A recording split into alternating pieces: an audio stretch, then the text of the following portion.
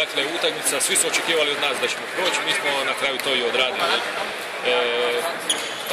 Čak bih rekao da je bolje da smo igrali taj preliminarnu grupu, jer malo smo se i uigrali, i upoznali bolje i mislim da će nam to puno koristiti prije početka lige naše i isto tako za pripreme za Moskvu. Sama utakmica po sebi, tražili smo strpljenje, čekali smo grešku protivnika koja je došla, ok, imali su oni neke svoje šanse, ali da sve skupa zbrojno ipak smo mi kvalitetnija ekipa od njih, nastavljeno smo to dobro. Bilo je teže protiv Maltežana, jer naravno imaju tu četiri kvalitetni igrači, taj Bugari i tako dalje. Znači, prolaz zaslužen u cijeloj toj priči, idemo u Moskvu puni motiva i nećemo lako pasti.